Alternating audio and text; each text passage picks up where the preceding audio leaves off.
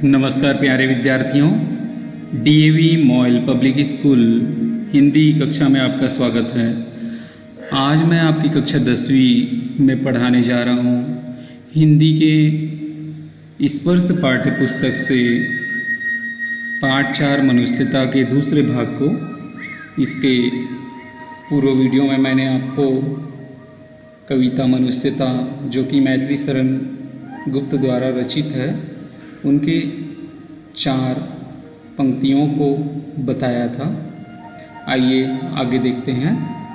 पहले पंक्ति में कविता के साथ विचार लो कि मरते हो, न सो मृत्यु से डरो कभी, मरो परंतु यो मरो की याद जो करे सभी। हुई न यो सो मृत्यु तो विथा मरे विथा जिए, मरा नहीं वही कि जो जिया ना आपके लिए। वही पशु प्रवृत्ति है कि आप ही चरे, वही मनुष्य है कि जो मनुष्य के लिए मरे। उसी उदार की कथा सरस्वती बखानती, उसी उदार से धरा कृतार्थ भाव मानती। उसी उदार की सदा सजीव कीर्ति पूजती, तथा उसी उदार को समस्त सृष्टि पूजती। अखंड आत्मभाव को जो असीम विश्व में भरे, वही मनुष्य है कि जो मनुष्य के लिए मरे। क्षुधार्थ रंति देव ने दिया करस्त थाल भी, तथा दधीची ने दिया परार्थ अस्थि जाल भी। उसी नर क्षितीश ने स्वमांस दान भी किया, सहर्ष वीर कर्ण ने शरीर चर्म भी दिया। अनित्य देह के लिए अनादि जीव क्या डरे, वही मनुष्य है कि जो मनुष्य के लिए मरे। सहानुभूति चाहिए महाविभूति है यही, वशीकृता सदैव है बनी हुई स्वयं मही। विरुद्धवाद बुद्ध का दया प्रवाह में बहा, विनीत लोक वर्ग न सामने क्या झुका रहा। अहाँ वही उदार है परोपकार जो करे, वही मनुष्य है कि जो मनुष्य के लिए मरे। कवि कहते हैं कि वही सच्चा मनुष्य है, वही सच्चा व्यक्ति है इस संसार में जो दूसरे के हित के लिए जिए। आइए देखते हैं आगे। कविता की पंक्तियों में कवि लिखते हैं कि रहो न भूल के कभी मदांध तुच्छ वित्त में, रहो न भूल के कभी मदांध तुच्छ वित्त में। सनाथ जान आपको करो न गर्व चित्त में, अनाथ कौन है यहाँ, अनाथ कौन है यहाँ त्रिलोकनाथ साथ है। दयालु दीन बंधु के बड़े विशाल हाथ है। अतीव भाग्यहीन है अधीर भाव जो करे, वही मनुष्य है कि जो मनुष्य के लिए मरे। कवि कहते हैं कि रहो ना भूल के कभी मदान मद में अंधा। तुच्छ मतलब थोड़ा, वित्त अर्थात धन। मनुष्य को धन संपत्ति के घमंड में अंधा होकर सब कुछ भूलना नहीं चाहिए। धन संपत्ति तो तुच्छ वस्तु है, इसकी कभी अभिमान नहीं करना चाहिए। अपने आप को धन का स्वामी समझकर घमंड करना व्यर्थ है। मनुष्य को हमेशा इस बात को याद रखना चाहिए कि इस संसार में कोई भी अनाथ नहीं है। अनाथ कौन है यहाँ, त्रिलोकनाथ साथ है, ईश्वर सबके साथ। दयालु दीन बंधु के बड़े विशाल हाथ है। ईश्वर बहुत ही दयालु है और गरीबों के वो भ्राता है, बंधु है। वे सबकी सहायता करते हैं। जो मनुष्य स्वयं को गरीब समझकर सदा बेचैन रहते हैं और उस ईश्वर पर विश्वास नहीं करते हुए, तो बहुत ही दुर्भाग्यशाली होते हैं। अतीव भाग्यहीन है अधीर भाव जो करे। अधीर भाव जो करता है, विश्वास नहीं करता है, ईश्वर पर विश्वास नहीं करता है, वह तो बड़े ही अभागे हैं। कवि कहते हैं कि वही मनुष्य है, वही इस संसार में सच्चा मनुष्य है, जो दूसरों की सहायता के लिए अपना सर्वस्व निछावर कर दे। आगे लिखते हैं कवि की अनंत अंतरिक्ष में अनंत देव है खड़े, अनंत अंतरिक्ष में अनंत देव है खड़े। समक्ष ही स्वबाहु जो बढ़ा रहे बड़े बड़े, परस्परावलंब से उठो तथा बढ़ो सभी। अभी अमर्त्य अंक में अपंक हो चढ़ो सभी, रहो न यों कि एक से न काम और कासरे, वही मनुष्य है कि जो मनुष्य के लिए मरे।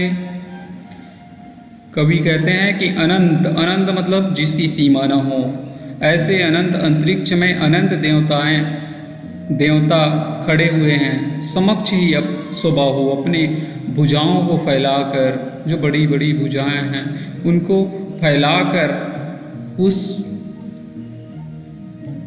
व्यक्ति का स्वागत के लिए, अनंत अंतरिक्ष में उस मनुष्य का स्वागत के लिए जो दूसरों के हित के लिए अपना सब कुछ निछावर करते हैं।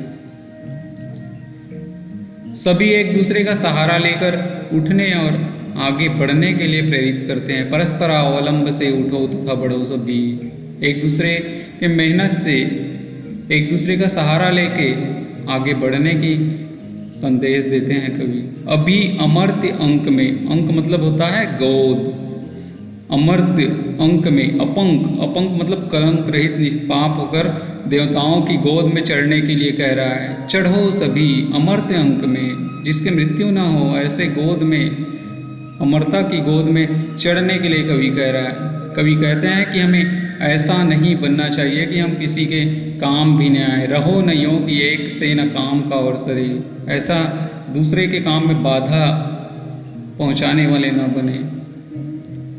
ऐसे मनुष्य बने जो आत्म बलिदान देने के लिए तत्पर हो, दूसरे को ज्ञान देने के लिए तत्पर हो, दूसरे के हित के लिए तत्पर हो।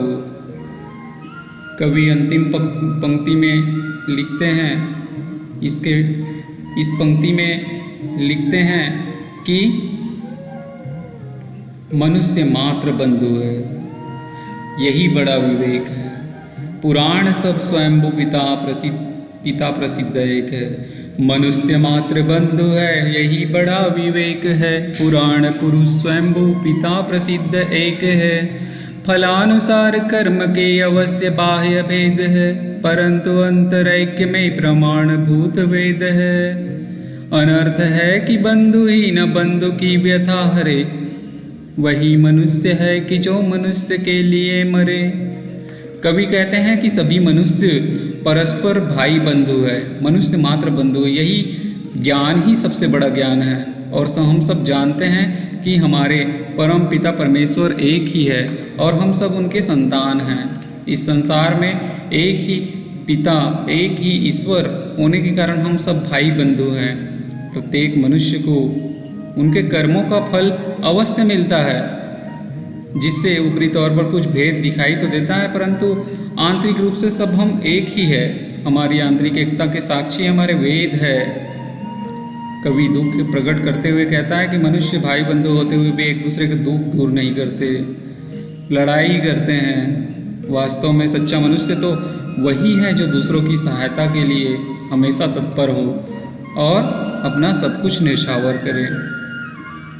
अंतिम पंक्ति में संदेश देते हुए कवि लिखते हैं कि चलो अभिष्ट मार्ग में सहर्ष खेलते हुए, चलो अभिष्ट मार्ग में सहर्ष खेलते हुए, विपत्ति विघ्न जो पड़े उन्हें ढकेलते हुए, घटे न हेल मेल हाँ, घटे न हेल मेल हाँ, बढ़े न भिन्नता कभी, अतर्क एक पंथ के, अतर्क एक पंथ के, सतर्क पंथ हो सभी, तभी समर्थ भाव है कि तारता हुआ तरे, वही मनुष्य है कि जो मनुष्य के लिए मरे। कवि कहते हैं कि मनुष्य एक होकर इच्छित मार्ग पर प्रसन्नतापूर्वक आगे बढ़े, रास्ते में आने वाली सारी मुसीबतों को दूर करे, हेल मेल में कमी न हो, विचारों में भिन्नता न बढ़े, एक तर्क के साथ सावधानी पूर्वक चलते रहे, मन मुटाव न पैदा हो। कवि का मत है कि दूसरों का कल्याण वही करता है जो अपना कल्याण करते करते, दूसरों का कल्याण करने के साथ स्वयं का भी कल्याण होता है। दूसरों की भलाई के लिए इस प्रकार सदैव तत्पर रहें। आशा करता हूँ बच्चों कि आपको ये पाठ के भाव